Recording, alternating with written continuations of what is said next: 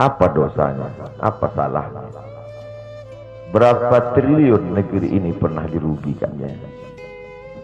Berapa sumber daya alam, minyak, batu bara, nikel, uranium yang pernah dijualnya ke luar negeri? Berapa BUMN perusahaan yang pernah dijualnya aset-aset negara? Ada yang pernah dia jual? Dia hanya mengajak anak muda yang selama ini pencandu narkoba menjadi bertaubat kepada Allah. Dia hanya membangkitkan semangat anak muda yang selama ini berzina menjadi orang-orang yang takut kepada Allah.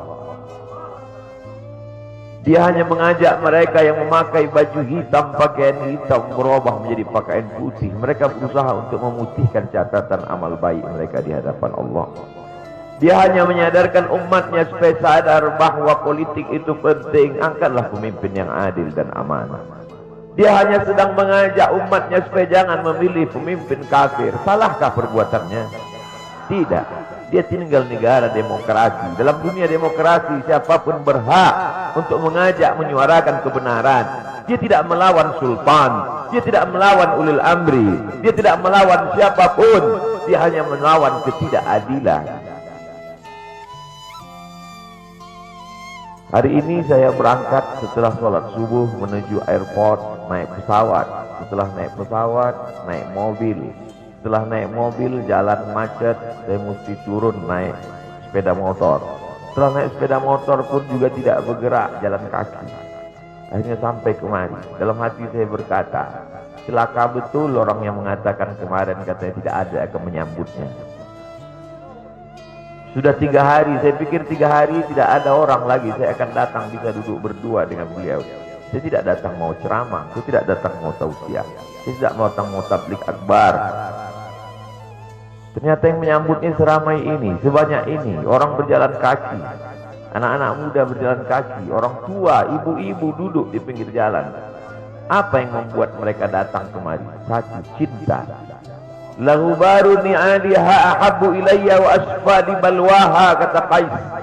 Debu yang menempel di sandal Laila lebih dapat menghilangkan rasa sakit dan duka. Hanya cinta kepada Laila, apalagi cinta kepada zuriat Nabi Muhammad sallallahu alaihi wasallam.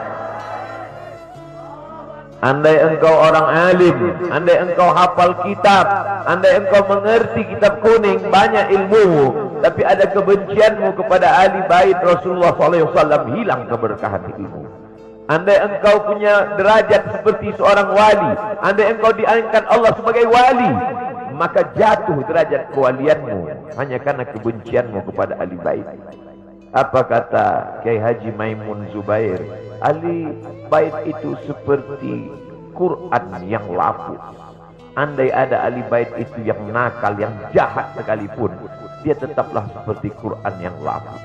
Quran yang buruk, andai titiknya sudah tidak ada lagi, tak akan mungkin kau akan buang. Kau tetap juga akan jaga dia, kau akan cium dia. Kenapa? La yamassuhu illal mutahharun. Allah yang mensucikan. Seorang sahabat Nabi disuruh membuang air bekas daripada bekam Rasulullah SAW. Buanglah ini, kata Rasulullah. Lalu kemudian beliau pergi ke belakang. Setelah itu dia datang lagi menghadap Rasulullah SAW. Rasul tahu apa yang dia lakukan, karena Nabi dapat wahyu. Nabi terbuka hijab, tapi Nabi ingin bertanya kepada dia. Bukan Nabi tidak tahu, Nabi tahu, diberikan Allah pemberitahuan. Nabi ingin memberitahu siapa yang tidak tahu. Kemana darah bekam tadi kau buat, kata Nabi. Ku minum ya Rasulullah. Mengapa engkau minum? Karena aku tahu bahwa darah yang mengalir dalam diriku membuat aku haram tersentuh api neraka. Mengalir darah itu dari dia kepada Sayyidatuna Fatimah, dari Fatimah kepada Sayyidina Al-Hasan, dari Sayyidina Al-Hasan ada juga kepada Sayyidina Al-Husain, dari Sayyidina Al-Husain kepada Sayyidina Ali Zainal Abidin, dari Zainal Abidin kepada Sayyidina Muhammad Al-Baqir, dari Sayyidina Muhammad Al-Baqir mengalir darah itu kepada Sayyidina Ja'far Sadiq. Dari Ja'far Sadiq mengalir kepada Sayyidina Ali Al-Uraidi. Dari Ali Al-Uraidi mengalir darah itu kepada Sayyidina Muhammad An-Naqib. Dari Muhammad An-Naqib mengalir darah itu kepada Sayyidina Isa sampai kepada Sayyidina Ahmad bin Isa Al-Muhajir. Lalu kemudian darah itu mengalir kepada Imam As-Saggaf, Al-Idrus, Al-Haddad, Al-Aqqas, dan salah satunya adalah bin Syihab, dan salah satu dari zuriat bin Syihab itu adalah Sayyidi Al-Imam Al-Akbar Al-Habib Muhammad Rizik Syihab. Kalau mau hidup tenang, beliau sudah tenang dengan anak menantunya, dengan cucunya, dengan ilmunya. Beliau meraih gelar LC dari Universitas Imam Muhammad Ibn Saud. Dia cukup dengan majlis-majlis maulidnya, cukup. Mengapa dia bersusah payah? Mengapa dia mesti kena fitnah? Dia hanya mengikut darah Sayyidina Al-Husain. Kalau mengikut Sayyidina Al-Hasan lembut, mengikut Sayyidina Al-Hasan lembut sentuhannya. Maka para ahli bait ini mengikut dua aliran, Sayyidina Al-Hasan dan Sayyidina Al-Husain. Kedua-duanya saya cintai. Habaib yang mengikut Sayyidina Al-Hasan, saya datang, saya cium tangan mereka, saya bersilaturahim, lembut gaya mereka. Tapi mereka semua mengajak untuk mencintai Sayyidina wa Maulana Muhammad sallallahu alaihi wasallam. Tapi ada yang seperti Sayyidina Al-Husain, menggelegar suaranya, dia hunuskan pedangnya untuk musuh-musuh Allah. Keduanya adalah sama-sama diridhai Allah. Innal Hasan wal Husain sayyida syababi ahlil jannah.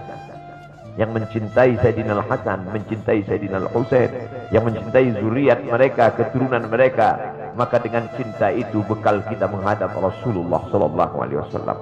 Andai aku dihadapkan nanti menghadap Allah, tahajudku tak sebanyak Imam Ahmad bin Hanbal, 300 rakaat fil yaumi wal lailah, 300 rakaat sehari semalam.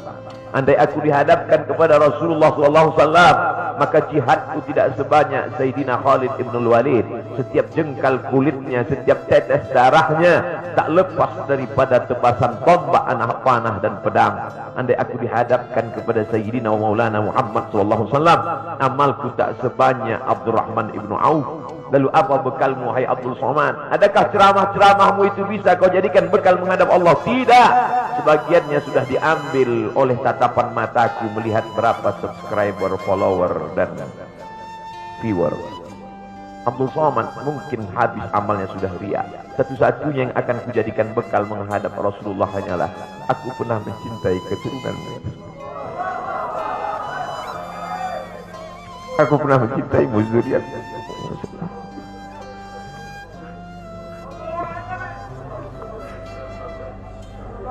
Wahai para pelaku pembuat dosa, wahai para pezina, wahai para peminum khamar yang belum bertaubat, kalau kalian belum sanggup untuk berbuat baik, kalau kalian belum mampu untuk beramal saleh, paling tidak jangan kalian sakiti zuriat Rasulullah.